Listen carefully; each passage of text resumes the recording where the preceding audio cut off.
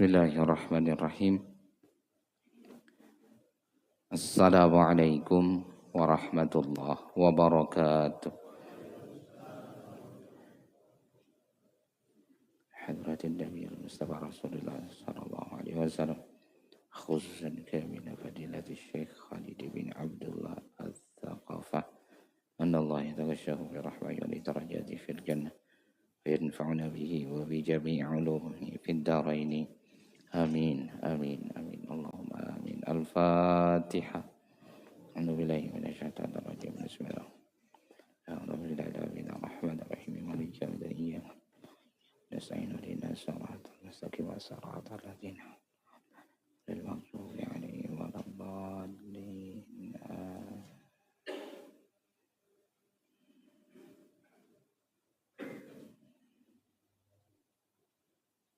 Nahmadullah alladzi 'allama bil qalam 'allamal insana ma lam ya'lam. Nusalli wa nusallimu ala man unzila ilaihil Qur'an Muhammadin sallallahu alaihi wasallam wa ala alihi wa ahli baitihil kiram. Rabbi shrah li sadri wa yassir li amri wahlul 'uqdatam min lisani yafqahu qawli amma ba'd. Bapak Ibu jamaah salat subuh yang dirahmati oleh Allah Subhanahu wa taala. Sebagaimana biasanya sebelum lebih lanjut, mari kita sama-sama berniat atau memperbaharui niat kita untuk duduk i'tikaf dalam masjid ini. Bismillahirrahmanirrahim. Nawaitu an a'takifa fi hadzal masjid sunnatan lillahi ta'ala. Di dalam hati masing-masing sengaja saya niat i'tikaf dalam masjid ini sunnah karena Allah Ta'ala.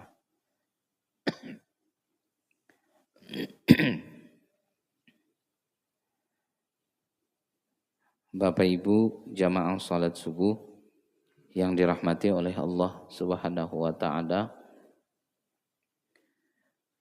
melanjutkan ta'lim atau kajian kita pada subuh kali ini.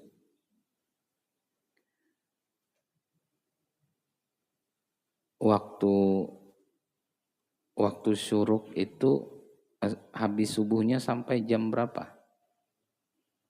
Jam 6 lewat 6. Di fikih itu ada begini. Itu bukan waktu sholat lah, tapi waktu habisnya waktu subuh. Hari ini 6 lewat 6. Berarti begini. Ya kurang lebih dia paling selisih nanti sehari dua itu semenit 2 menit begitu aja. Falau adraka, di sini bahasanya falau adraka rak'atan minas subhi fil waqti wal ukhra kharijal waqti juhira fil ula wa usirra fil thaniyah. Kan kita tahu salat subuh itu bacaannya dinyaringkan. Mau salat sendiri, salat berjamaah. Kalau kita misalkan sholat sendiri di rumah, pas sholat subuh usahakan dibacanya atau bacaan Fatihahnya kedengaran. Kedengaran itu dalam arti seandainya ada orang ikut berdiri sholat di samping kita, orang itu mendengar bacaan kita gitu. Alhamdulillahirabbil alamin arrahmanirrahim maliki yaumiddin. Itu jahar namanya. Nah, lalu ada orang sholat subuh di akhir waktu. Nah, ibu-ibu nantilah misalkan sholat subuh atau bapak-bapak bila bangun agak terlambat, anggaplah jam 6 lewat 6 itu batasan akhir daripada sholat subuh. Bangun kita jam 6 pas. Berarti kan masih ada 6 menit. Ada masih 6 menit waktu subuh. Begitu kita bangun jam 6 sudah.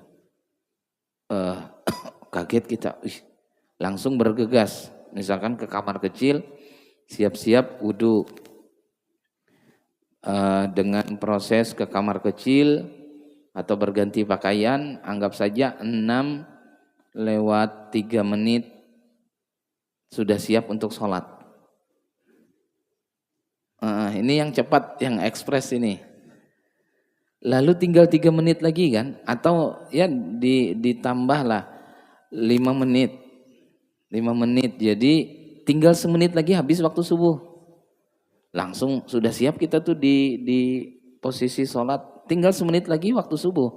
Berarti apa? Masih sholat subuh adaan kayak biasa. Allah, sengaja saya sholat subuh 2 rakaat menghadap kiblat karena Allah Ta'ala. Ya kayak biasa, normal. Itu kan tinggal semenit.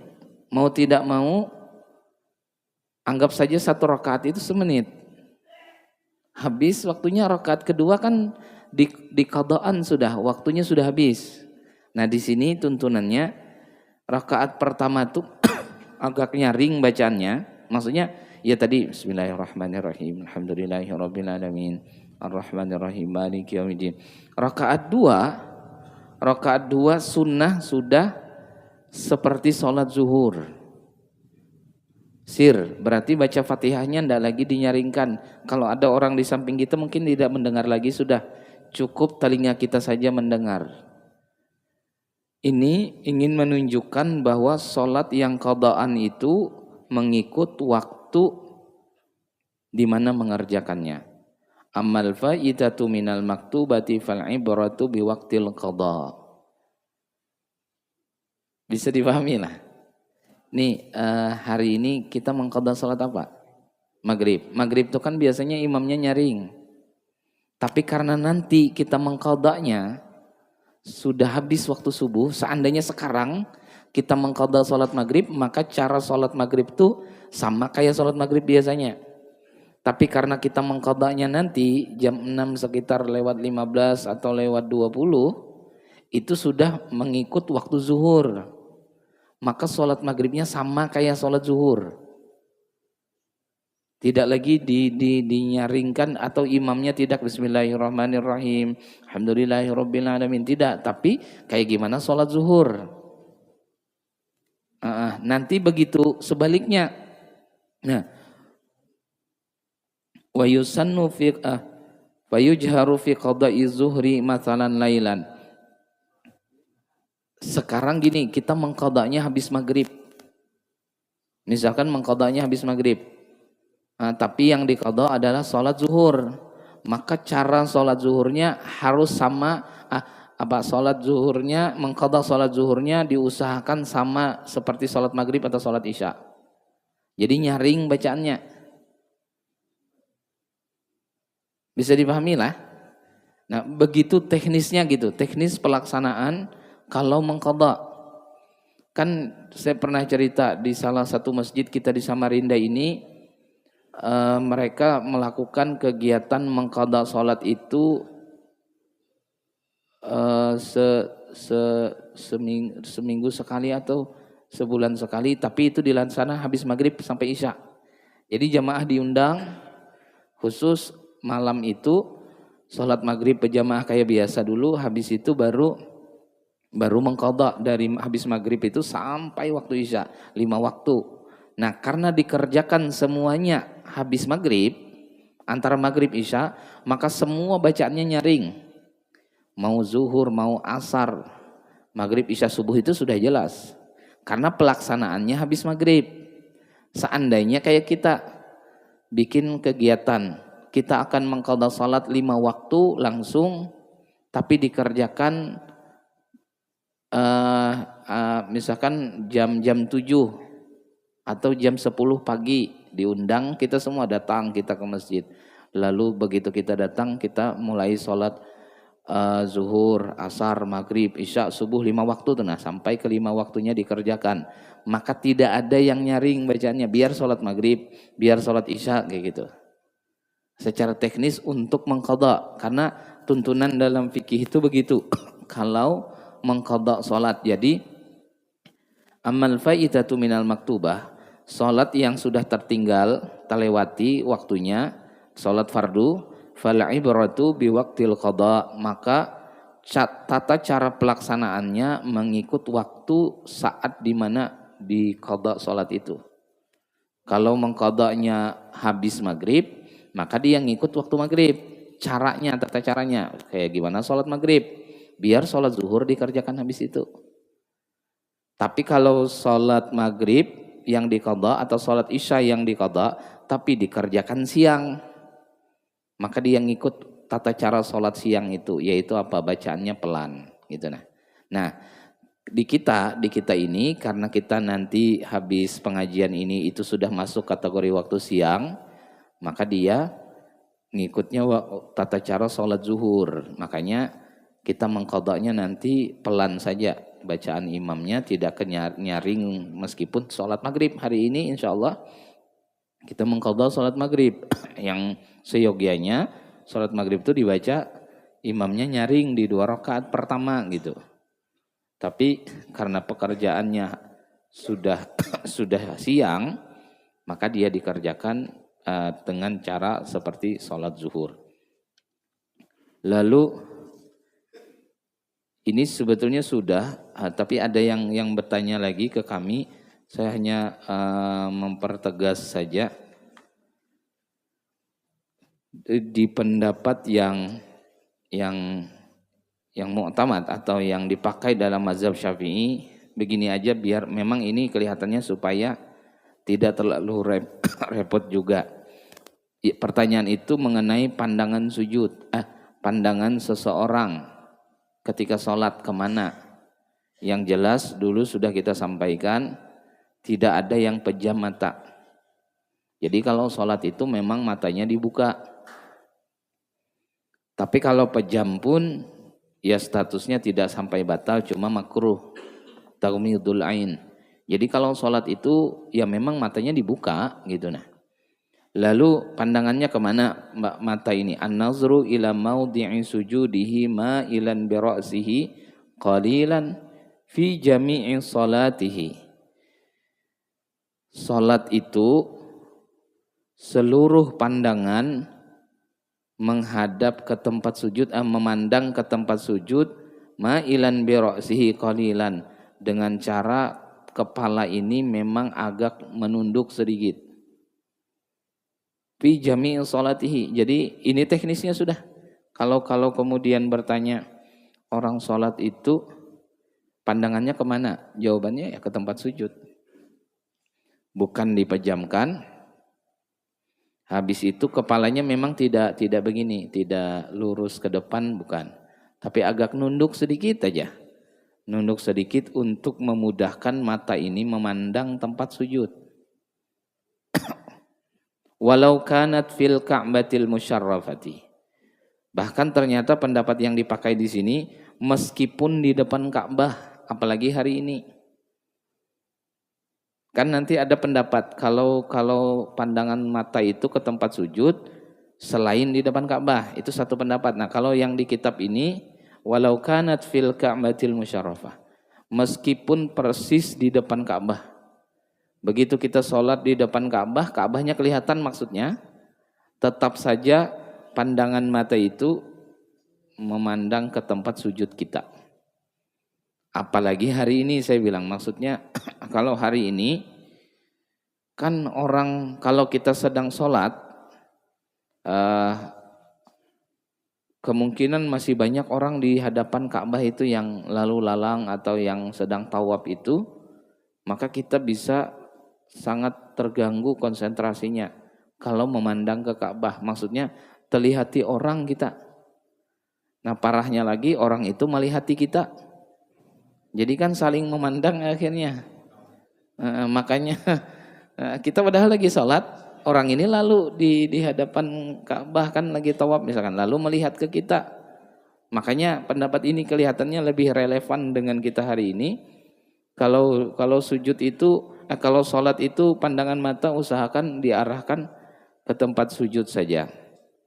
Illa fit tasyahudi fala yujawizu basaruhu isyaratihil musabbihah inda qauli illallah. Ya kecuali, kata beliau, pandangan mata itu ada sedikit bergeser pada saat asyhadu alla ilaha illallah, telunjuk ini. Nah, lalu pandangan mata bergeser dari tempat sujud, bergeser ke telunjuk. Ke telunjuk, ujung telunjuk pandangan mata itu. Selain itu pokoknya semuanya ke tempat sujud. Nah, jadi ini menjawab kalau ada yang bertanya lagi bahwa orang sholat itu pandangan matanya kemana? Ke tempat sujud. Fi jami'il sholatihi, di semua sholatnya. Artinya di semua kondisi keadaan dia mau berdiri, dia duduk atau ruku, ya, tidal. Nah, kecuali satu tadi, pada saat dia tasyahud baru berucap asyhadu alla ilaha illallah. Baru pandangannya ke arah telunjuk. Itu pun jika bisa, jika tidak bisa maka prinsip pertama, seluruhnya dari awal hingga akhir pandangan mata itu ke tempat sujud. Dan insya Allah ini bagian daripada untuk membuat lebih khusyuk seseorang. Jadi fokus saja di situ. Makanya bagi yang bisa fokus pandangan itu ke tempat sujud, itu tidak terasa tuh yang lewat di hadapan, yang di depan ada apa, itu tidak terlihat karena tujuannya kan untuk mendatangkan kekhusyuan. Jadi konsentrasinya baik dengan dia memandang ke tempat sujud itu. Ini yang kedua. Jadi yang pertama tadi mengenai kalau mengqadha salat itu mengikut waktu di mana dia mengqadha. Salat zuhur yang harusnya pelan tapi di qadanya waktu malam, maka salat zuhurnya dinyaringkan kayak salat maghrib itu atau kayak salat isya. Tapi kalau mengqadha salat subuh jam 7, jam 8 pagi atau mengqadha salat maghrib tapi jam-jam 10 atau misalkan habis zuhur, maka dia mengikut waktu zuhur. Jadi sholat maghribnya pelan aja dibaca, nggak usah nyaring sebagaimana tata cara sholat zuhur. Adapun yang kedua mengenai pandangan sujud tadi, pandangan seseorang pada saat sedang sholat. Lalu yang berikutnya sama ini dia tambahan keterangan mengenai bahwa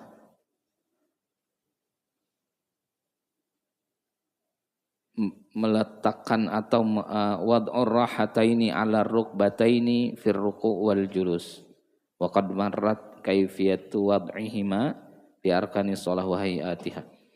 Meletakkan telapak tangan. Nah, dulu sudah kita sampaikan. Meletakkan dua telapak tangan di atas lutut waktu ruku' dan duduk.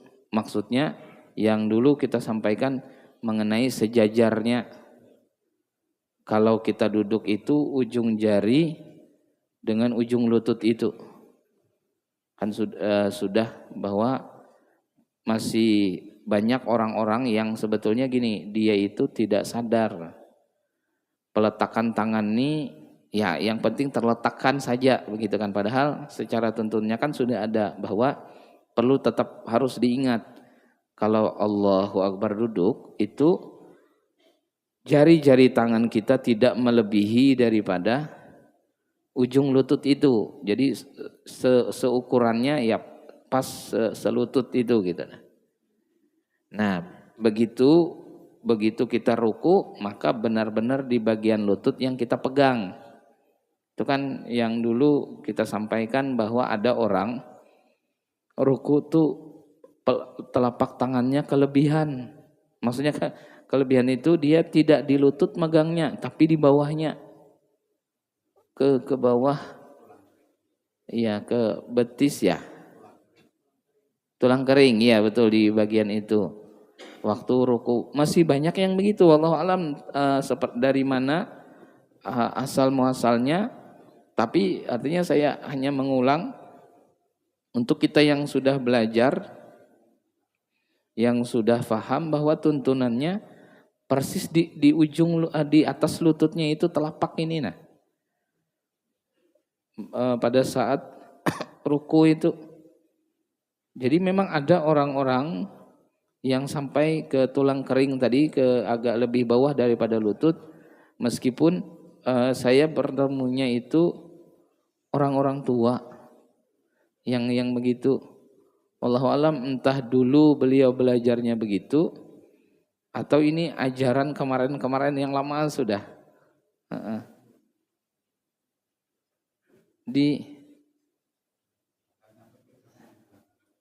Ada yang begitu.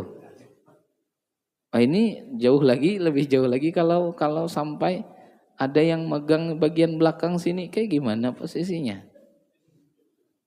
Oh, mungkin sakit kaki aja beliau pada saat itu.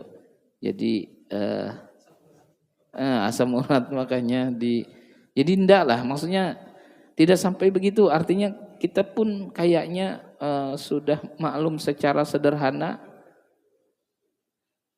bisa tanpa harus persis mendengar pun kita kayaknya yang paling mudah dan paling nyaman dilakukan itu ya tangan telapaknya itu di lutut gitu, di ujung di atas lututnya waktu dia rukuk. Kalau dia sujud pada saat dia duduk, lalu di atas paha seukuran dengan lututnya. Nah, jadi ya mudah-mudahan, mohon maaf kalau misalkan kebetulan ada di kita yang biasa begitu, ya kami sampaikan atau saya sampaikan bahwa jangan lagi begitu sudah, maksudnya. Karena rasa-rasanya sejauh ini kami tidak pernah bertemu dengan tata cara itu. Gak cara yang seperti itu, entah itu di satu mazhab atau di beberapa mazhab lainnya kami tidak menemukan cara yang memegangnya itu tadi di bawah, apalagi sampai di belakang, bagian belakang kakinya. Ya, kalau bicara nanti ditanya sah ke sholatnya masih sah, tidak sampai batal, tapi jelas secara kualitas atau secara nilai pahala ini banyak sekali kurang kebaikan atau pahala yang didapat oleh orang-orang yang seperti itu. Jadi kembali bahwa terkadang ada beberapa hal yang terlewati dan dilakukan oleh seseorang ketika dia menjalankan ritual ibadah, khususnya sholat, itu sudah senyamannya dia waktu dirinya sudah terbiasa atau sudah nyaman dengan cara itu. Akhirnya itu saja yang dipraktekannya. Padahal bisa jadi ada yang tidak sesuai tuntunan gitu. Nah, jadi ya mudah-mudahan dengan adanya taklim pengajian itu mengingatkan lagi bahwa itu kurang pas, bahwa seperti itu tidak tepat, tinggal diperbaiki dan mudah-mudahan makin hari makin baik ibadah yang bisa dilaksanakan itu. Saya rasa itu sederhananya. Oh, satu lagi, waqad tuhramu taslimati tsaniyah. Dan kadang-kadang kata beliau, ini lanjutannya. Kan ucapan salam itu yang kedua itu kan hukumnya sunnah. Assalamualaikum warahmatullah. Yang pertama itu wajib. Yang kedua assalamualaikum warahmatullah, atau kita pas menoleh ke kiri itu hukumnya sunnah. Berarti kalau bicara yang prinsip ya yang pertama itu sudah cukup. Assalamualaikum warahmatullah, sampai situ saja, salatnya sudah beres, selesai sudah. Nah, waqad tuhramut taslimatu tsaniyatu. Tapi kadang-kadang kata beliau, bisa jadi salam kedua itu tidak lagi sunnah melainkan haram. Jadi dengan kata lain, kalau sholat jangan salam yang kedua. Dalam kondisi tertentu kadang-kadang kata beliau di sini. Bahkan hukumnya haram bila melakukan salam yang kedua. Bisa dipahami? Berarti harus salamnya sekali aja. Assalamualaikum warahmatullah. Sekali itu aja. Jangan sampai salam yang kedua, karena bisa jadi akan haram hukumnya.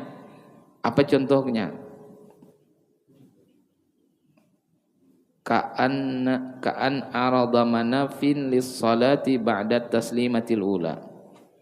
dengan keadaan sesuatu yang tiba-tiba datang, hal yang membuat sholatnya menjadi batal setelah dia selesai mengucapkan salam yang pertama. Berarti ini dulu kita sampaikan orang yang masih menahan buang angin. Alhamdulillah dia masih bisa bertahan sampai selesai salam yang pertama. Assalamualaikum warahmatullah. Pas habis ucapan salam yang pertama ini tidak kuat lagi, keluarlah anginnya, artinya batal di situ kan. Nah kan baru datang tiba-tiba tuh, baru aja batalnya gitu. Nah ternyata setelah itu haram untuk melakukan salam yang kedua. Assalamualaikum warahmatullah. Keluar angin. Setelah itu sudah cukup dan jangan melanjutkan salam yang keduanya. Karena statusnya justru adalah haram. Sementara sholatnya sudah selesai. Sementara sholatnya sudah sah. Wa qad tammat sholatu bitaslimatil ula allati hiya ruknun tanbih. Nah, kan sudah selesai, sudah sah sholatnya. Nah ini menjadi penting untuk difahami suatu saat seandainya mengalami kondisi seperti itu.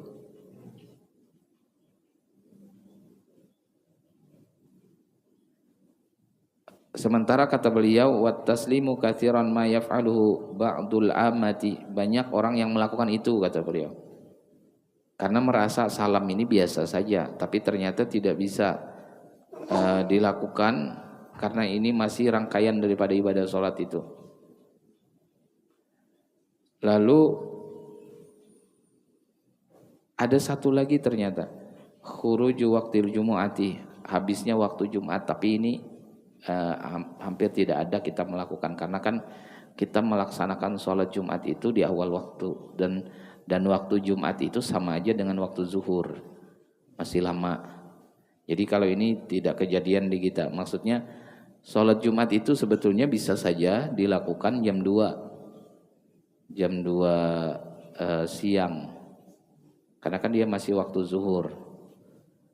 Misalnya di Masjid Baitul Maqfirah, orang kan sholat Jumat jam 12 lewat sekian.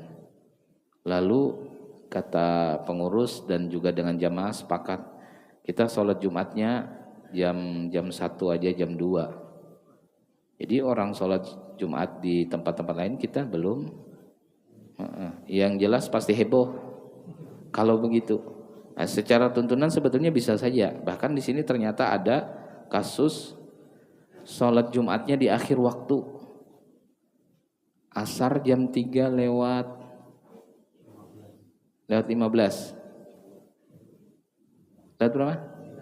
30. Lalu kita berakhir sholat Jumatnya jam 3 3.30 asar, berarti jam 3.29 baru masih sholat Jumat itu. Cuman kan belum pernah kita mengalami kondisi begitu. Ayo sudah, nggak usah aja kalau ini. Tidak ada orang yang begitu maksudnya. Yang mungkin terjadi itu tadi aja, kita batal setelah salam yang pertama, itu mungkin terjadi, sangat mungkin sekali terjadi. Habis salam yang pertama kita keluar angin atau batal itu, maka tadi haram untuk melanjutkan salam yang kedua. Nggak usah aja lagi salam, tidak perlu lagi melaksanakan salam yang kedua. Masih sedikit lagi saya lupa ingin sampaikan. Seandainya ada begini, orang junub atau dalam keadaan hadas besar, berhadas besar, lalu dia tidak bisa mandi karena air tidak ada misalkan, atau dia memang tidak diperkenankan mandi, tidak boleh kena air maksudnya. Harusnya kan bertayamum, tapi tayamum pun tidak mungkin misalnya. Nah, lalu datang waktu sholat. Kira-kira orang seperti itu wajib sholat atau tidak? Ini orangnya berhadas besar. Atau perempuan misalkan habis haid, belum mandi bersih. Mau mandi bersih, airnya tidak ada. Tayamum juga tidak mungkin, tidak bisa tayamum misalnya. Sementara jam 3 sudah. Jam 3 siang itu atau jam 3.25 sudah. 5 menit lagi habis waktu zuhur. Kan asar jam 3.30. Berarti jam 3.25 itu masih waktu zuhur tuh. Lalu pertanyaannya, orang ini belum sholat. Karena dari tadi dia tuh mondar-mandir nyari air buat mandi. Tapi air tidak ada. Habis itu dia juga ingin berupaya tayamum, tapi tidak mungkin bisa tayamum. Nah pertanyaannya, tinggal 5 menit lagi waktu zuhur, sementara dia masih dalam keadaan berhadas besar atau junub, wajibkah dia sholat? Wajib nggak kira-kira dia sholat? Dia dalam keadaan junub ini tapinya.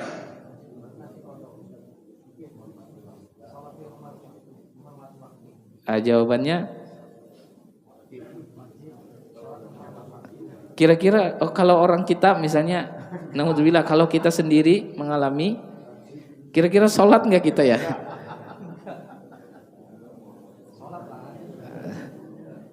Ya, betul. Saya yakin karena dulu kita sudah pernah sampaikan, sholatnya wajib loh. Berarti wajib sholat, tapi loh masih junub, masih berhadas besar.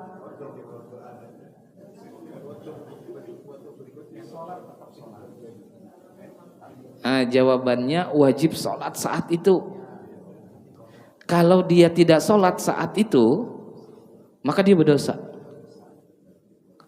Tapi orangnya junub, ya nggak apa-apa. Maksudnya nggak apa-apa itu kewajibannya tidak membuat hilang kewajibannya dengan junubnya itu atau dengan hadas besar. Berarti apa? Sholat aja dulu. Nah, cuma ternyata di sini tuntunan sholatnya itu, dia kan orang-orang berhadas besar tuh tidak boleh baca Quran, tidak boleh baca Quran kan. Lalu dia tidak boleh baca ayat.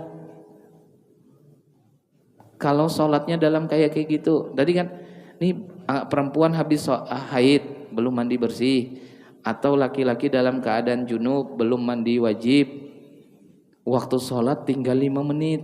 Kalau dia tidak segera sholat, waktunya habis. Air tidak ada untuk mandi, tayamum juga tidak mungkin kan, tidak bisa. Ya sudah, nggak apa-apa, sholat saja. Tapi ternyata di sini tuntunannya begitu sholat dia hanya baca Al-Fatihah. Waktu berdiri itu biasanya kan kalau kita sholat kan baca Al-Fatihah lalu baca surah rakaat 1 rakaat 2. Hari itu dia tidak, dia cukup dengan baca Al-Fatihah. Kalau yang lainnya tetap dibaca karena yang lain itu bukan ayat Quran, tidak ada Al-Qurannya. Mau rukunya, mau sujudnya, tidak duduk antara 2 sujud, bacaan tasyahud, itu dibaca semua. Yang tidak dibaca tuh ayat aja. Karena orang yang junub itu kan tidak haram untuk membaca Al-Quran, atau orang yang berhadas besar itu. Nah jadi tapi intinya tetap sholat lah itu. Cuma tadi saya bilang kalau kita mengalami belum tentu kita sholat kelihatannya. Tidak yakin saya. Apalagi aduh kayak gimana nih benajis badan ibaratnya juga, atau dalam keadaan junub itu. Tapi biar kita sampaikan dulu, biar kita tahu dulu itu loh wajib sholat. Sholat aja. Oh ndak wudu, ndak mandi, tidak bertayamum, tidak. Nah sholatnya disebut dengan penghormatan kepada waktu, tapi hukumnya wajib. Selesai dari sholat, azan asar orang, habis berarti waktu zuhur. Sekalinya hujan deras, turun, alhamdulillah ya sudah mandi hujan, maksudnya mandi bersihnya itu dengan cara hujan, mandi hujan itu. Bersihlah akhirnya badannya, ya sholat asar seperti biasa. Selesai sholat asar lalu dia mengqadha sholat yang baru saja dikerjakan waktu zuhur itu tadi. Nah, tapi saya ingin yang prinsip yang ingin disampaikan, bagaimanapun keadaan atau kondisi nanti suatu saat, nauzubillah, mudah-mudahan tidak sampai teralami yang begitu. bahwa prinsip sholat itu tetap wajib gitu. Nah, ya kecuali syarat-syarat wajibnya itu hilang dari diri kita. Nah, hari itu kan tetap ada syaratnya, kan tetap melekat di badan kita, melekat pada diri kita. Nah, mungkin itu sebagai pengantarnya. Seperti biasa, silahkan kepada jamaah, bapak atau ibu, boleh dari ibu-ibu ada di belakang boleh. Oh, dari bapak juga ada, nggih, dari ibu-ibu lebih awal.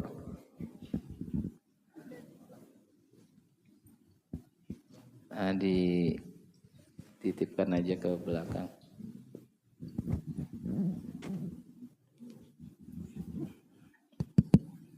Makasih. Assalamualaikum warahmatullahi wabarakatuh. Waalaikumsalam warahmatullahi wabarakatuh. Di sini saya mau menanyakan masalah mandi bersih.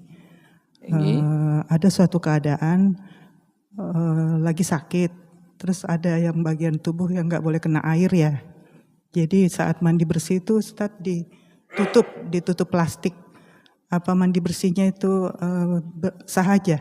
Maksudnya ada sebagian yang nggak kena air. Oh iya. Baik, pertama kenapa dia disebut, kan mandi wajib, kita mengenalnya mandi wajib karena dia harus mandi, memang nggak bisa nggak mandi bahasanya. Kedua, adalah bahasa lainnya disebut dengan mandi besar.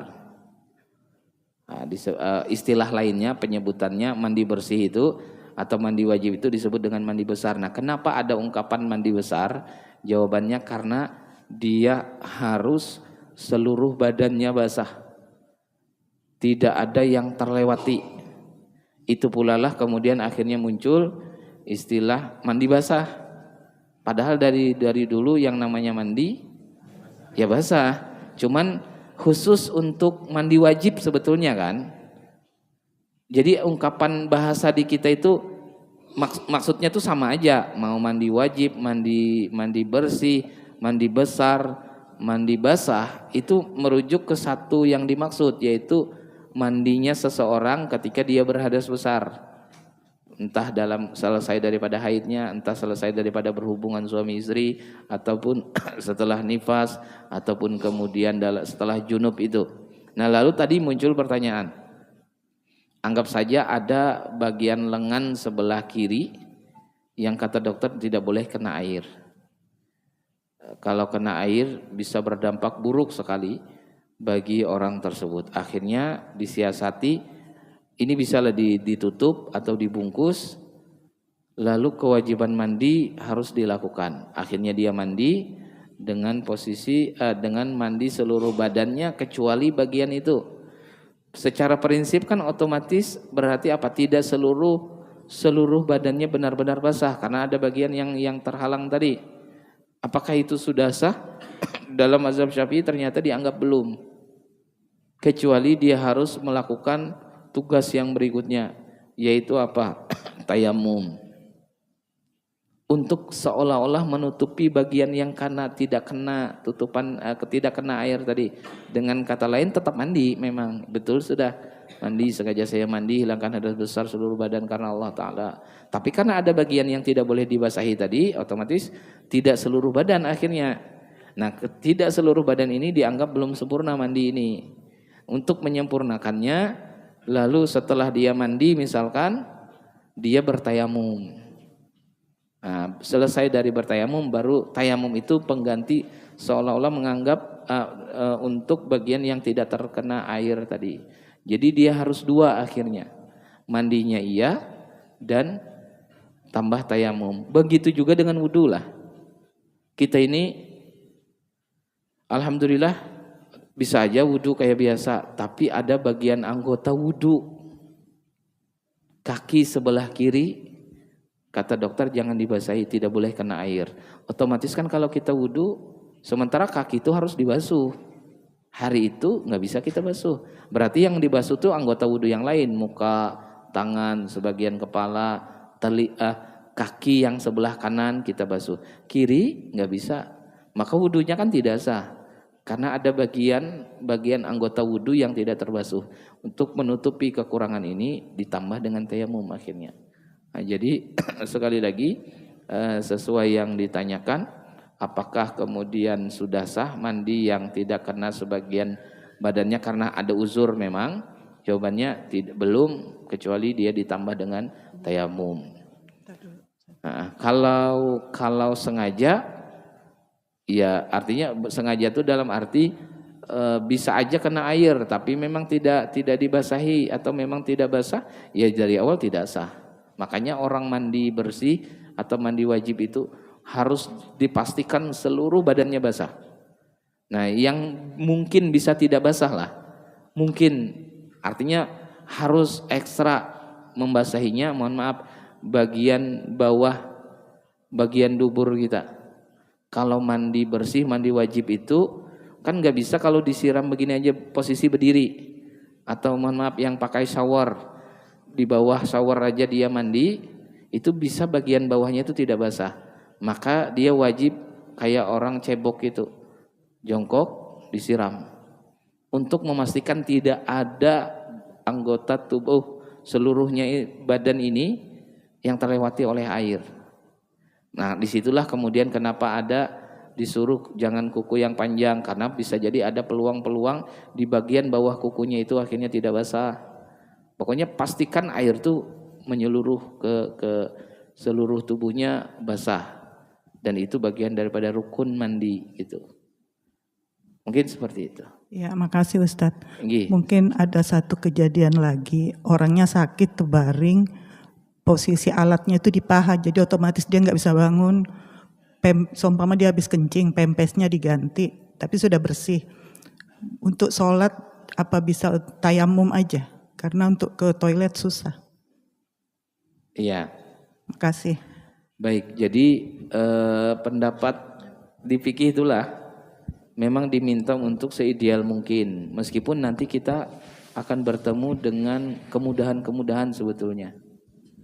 Tapi kita bacakan, sampaikan yang ideal, yang paling utama dulu, bahwa orang yang tidak bisa wudu karena nanti ada beberapa alat yang di badannya misalkan, atau tidak bisa dibawa bangun itu, maka nanti dilihat dulu apakah bisa air yang datang kepadanya. Maksudnya keluarganya atau orang yang menunggu merawatnya, bisakah membawakan air ke sana, ke posisi dia berbaring, lalu membantu dia untuk berwudu. Tidak usah banyak, tidak mesti harus kayak kita waktu sehat. Misalkan dia berbaring, tapi dia ini tidak masalah kena air, cuma nggak bisa mendatangi air aja. Lalu ternyata alhamdulillah nih, misalkan kayak gini, di botol ini dibawa ke kan bisa dibawakan air di dalam botol itu saja. Lalu kita yang wudukan, maka tuntunan fikih pertamanya nggak tayamum dulu, tetap masih pakai wudu ini, dituangkan ke tangan kita, lalu kita bilang silakan berniat di hati. Jadi beliau berniat, kita yang usapkan, usap sebagaimana orang wudu biasanya. Kalau beliau yang bisa sendiri ya tentu lebih bagus lagi beliau. Jadi diwudukan, maksudnya diwudukan. Kalau beliaunya tidak bisa, kita yang wudukan, itu masih jika memungkinkan. Atau sekarang beliau bisa, tapi yang bawakan air nggak ada. Nah baru urutan yang keduanya, yang mengantarkan air itu tidak ada. Berarti airnya tidak bisa juga mendatangi beliau. Baru setelah itu baru tayamum. Nah dengan cara itu, sholatnya sudah salah dan tidak perlu diganti nanti. Selesai pas dia sehat, pas dia sembuh dari sakitnya, sudah beres. Sudah selesai, tidak perlu diqadha, tidak perlu diulangi sholatnya. Asal dengan cara seperti itu tadi, dan dengan ketentuan bahwa seluruh tadi sudah dibersihkan gitu, atau sudah bersih, pemposnya sudah diganti dengan yang baru, benar-benar bersih, sudah selesai, kewajibannya sudah gugur dan tidak ada hutang apapun orang ini. Seperti itu ya, mudah-mudahan kita selalu Allah permudahlah, karena mohon maaf saya pun rasa-rasanya kalau membicara ini, menyampaikan ini mudah saja, tapi secara praktik kelihatannya sulit, apalagi kita dalam kondisi di rumah sakit Berdoa saja, seandainya Allah uji kita dengan cara itu, setidaknya keimanan kita masih besar, kuat sekali sehingga masih mau menjalani itu. Kadang-kadang kan ada orang tuh kelihatannya rajin hari-hari biasa begini ke masjid, sholatnya tidak pernah tertinggal, sedikit saja sakit atau opname bahasanya di rumah sakit itu, ya sudah terlewatkan. Padahal kan bukan dilewatkan begitu saja, ada ketentuan-ketentuan yang harus dijalani gitu. Mudah-mudahan Allah tuntun, Allah bimbing kita dalam kondisi-kondisi susah namanya, keadaan-keadaan payah seperti itu. Mungkin itu. Bismillahirrahmanirrahim. Assalamualaikum warahmatullahi wabarakatuh. Waalaikumsalam warahmatullahi wabarakatuh. Sudah sampai mic-nya sampai situ. Ingin kami tanyakan tentang qada sholat Ustaz. Pada bulan Ramadan kemarin ada disampaikan bahwa untuk mengqadha itu bisa di hari Jumat terakhir dengan 4 rakaat 1 kali salam. Tetapi versi dari Ustadz Abdul Somad juga Ustadz Hadi Hidayat itu mengqadha itu tetap satu-satu seperti Ustadz Wahyu yang sampaikan. Itu bagaimana Ustadz penjelasannya yang 4 rakaat tadi? Terima kasih. Assalamualaikum warahmatullahi wabarakatuh. Waalaikumsalam warahmatullahi wabarakatuh. Sebagian yang lain menyebutnya sholat kafarat atau sholat sebagai penebus atau penggugur sholat-sholat sebelumnya yang ditinggalkan. Lalu tadi kalau ditanya bagaimana penjelasannya, jawabannya pertama, hadis atau dalil tentang sholat sunnah sholat yang disampaikan itu tidak disepakati ulama kesahihannya. Bahkan justru sebagian yang lain menganggap hadis itu maudhu, hadisnya palsu. Dengan kata lain, pertanggungjawabannya sulit untuk tata cara sholat yang kafarat itu atau sholat yang 4 rakaat tadi. Tapi kalau habis Jumat terakhir bulan Ramadan mengqadha, berdiri sholat zuhur, salam 4 rakaat, habis itu berdiri lagi lanjut sholat asar, setelah salam 4 rakaat berdiri lagi untuk maghribnya, sambung setelah itu isya, habis itu subuh, hadisnya sahih, jelas. Tata cara begitu maksudnya. Adapun waktunya kan bebas kita untuk memilih gitu, terserah saja kapan, termasuk terakhir hari Jumat. Jadi ya mohon maaf, mungkin ini saya pribadi termasuk seandainya ada yang pernah menyampaikan seperti itu, jelas tidak sepakat dengan cara yang tadi disampaikan. Di Jumat terakhir sholat 4 rakaat, lalu dia sudah menggantikan seluruh sholat-sholat yang pernah ditinggalkan sebelumnya. Maka sekali lagi hadis itu sulit untuk dipertanggungjawabkan seandainya menggunakan dalil hadis gitu nah. Hadis seolah-olah ada hadisnya yang menyatakan begitu. Pertanggungjawabannya sulit bahwa ini benar datangnya dari Nabi. Tapi kalau habis Jumat terakhir di bulan Ramadan, lalu dia sholat zuhur, asar, maghrib, isya yang satu-satu kayak tadi, ya maka insya Allah itu kita yakini bisa dipertanggungjawabkan dan benar dari Nabi menyampaikan hadis-hadis itu. Adapun waktunya tidak ada yang khusus sebetulnya. Mau habis Jumat atau hari Jumat terakhir atau hari ini bahkan tidak ada khusus, terserah aja ya, tapi boleh berarti mau di hari-hari mana saja. Nah, jadi sekali lagi khusus ya jamaah kita saja, artinya saya juga ingin bertanggung jawab terkait pelaksanaan itu. Kalau dengan sholat kafarat mungkin kita lebih memilih untuk sholat yang lain saja. Mengqadha tadi khususnya, atau lebih memilih sholat-sholat sunnah yang lain untuk ketika ingin melaksanakan sholat. Tidak perlu dengan sholat kafarat tersebut. Mungkin seperti itu. Selanjutnya, sudah cukup. Baik, boleh. Singkat aja Ustaz, jadi bagaimana Ustaz, kadang kan terkait dengan sholat Jumat kita mengedarkan kotak amal ketika sudah khotib itu naik ke mimbar, ini gimana hukumnya Ustaz? Iya. Kalau dari sisi sah kejumatannya ya masih sah.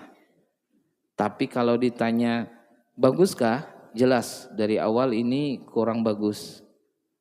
Yang kedua, bahkan bisa jadi ketika ungkapan waman lagha fala jum'atalah itu, orang yang lagha dalam sholat Jumat atau proses sholat Jumat itu, ya salah satunya nanti terhitungnya di bagian khatib khutbah atau sudah naik ke atas mimbar itu, fala jum'atalah, tidak dapat pahala Jumatnya atau pahala Jumatnya banyak yang hilang dari dirinya.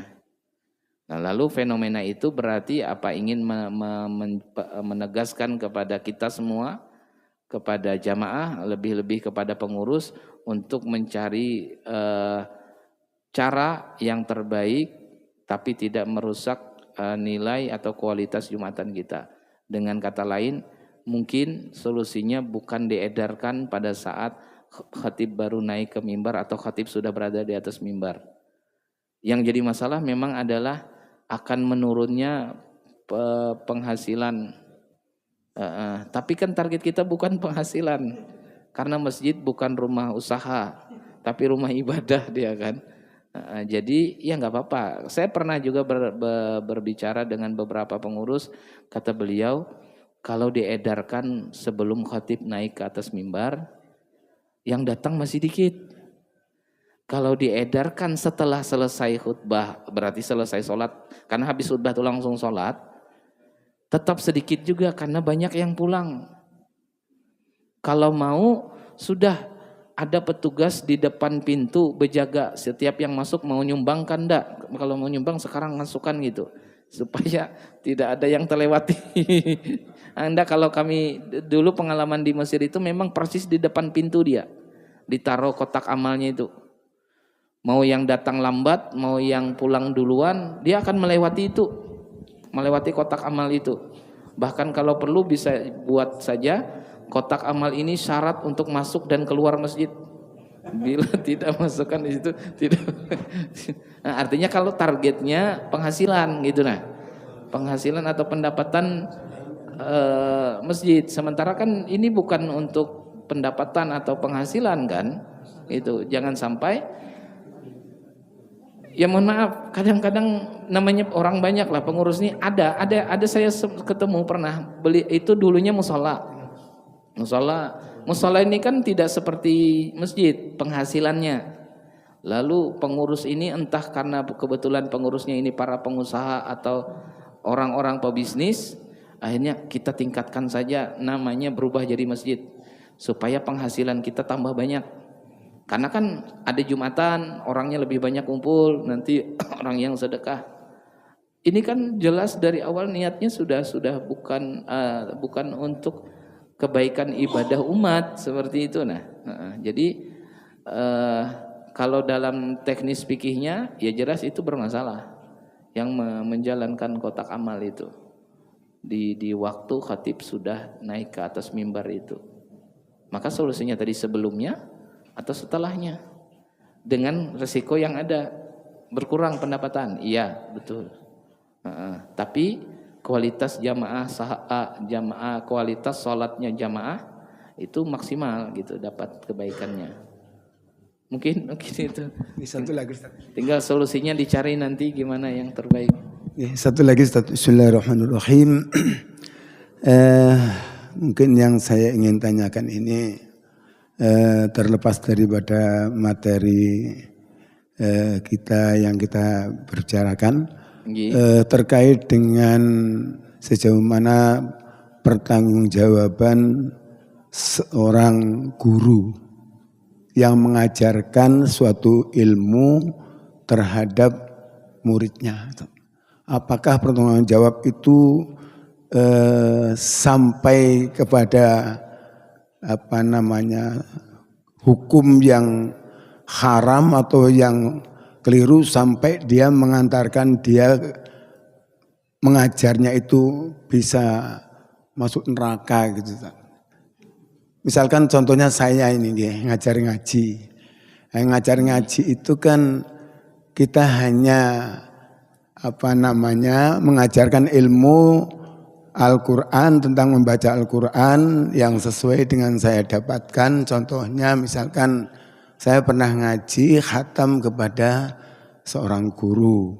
Kemudian saya juga pernah belajar dengan metode Iqra. Lalu saya sampaikan hal itu sesuai dengan apa yang saya dapatkan.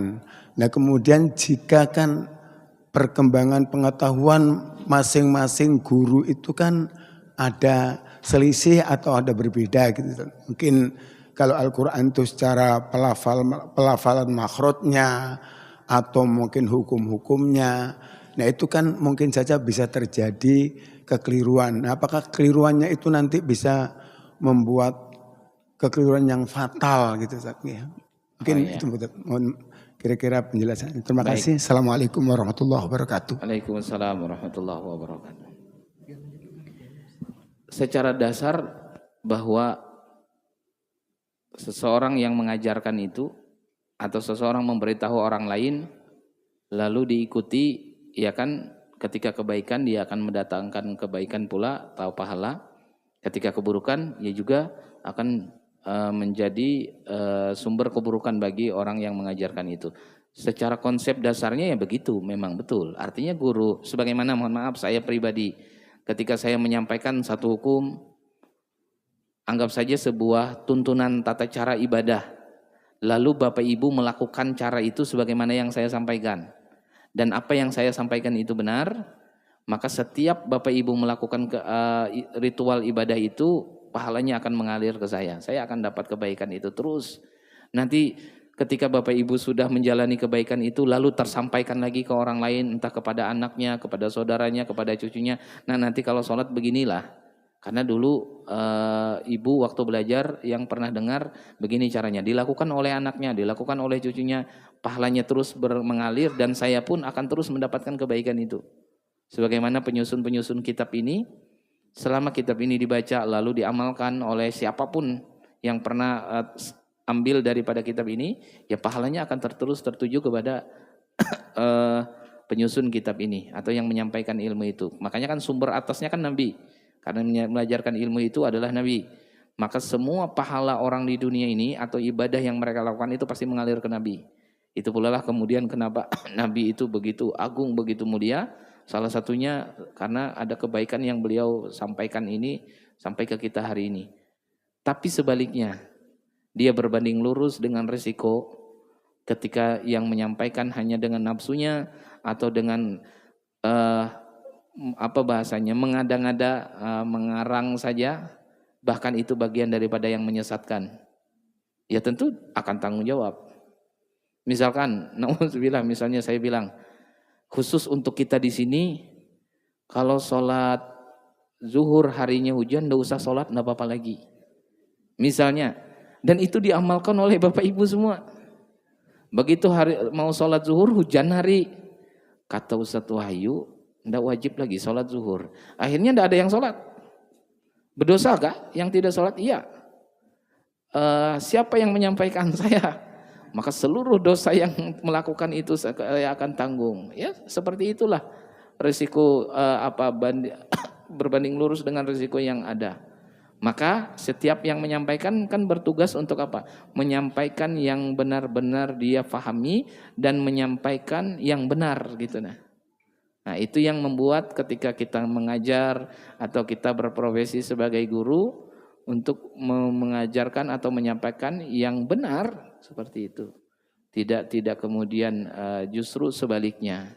Nah, adapun terkait masalah seandainya ada perbedaan pandangan, itu bukan hal. Artinya selama memang apa yang kita sampaikan sudah sesuai dengan yang dulu memang kita pelajari seperti itu, maka tidak jadi soal. Tapi kalau ditanya bisakah sampai menyeret sampai ke neraka, jawabannya iya. Nah, sebagaimana mungkin sekali untuk menyeret sampai ke surga, membawa sampai ke surga.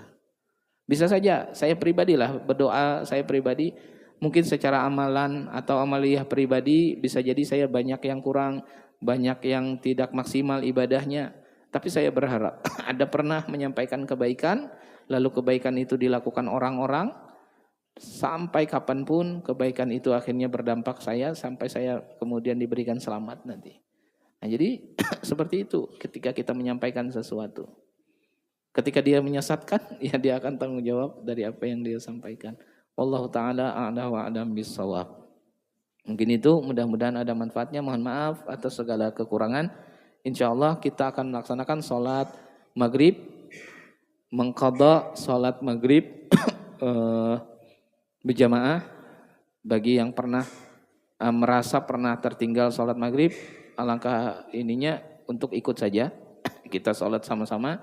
Tapi kalau yang merasa sholat maghrib tidak pernah tertinggal sholat maghrib, ya silahkan saja laksanakan sudah duha ya. Sudah masuk waktu duha, silahkan untuk sholat duha saja.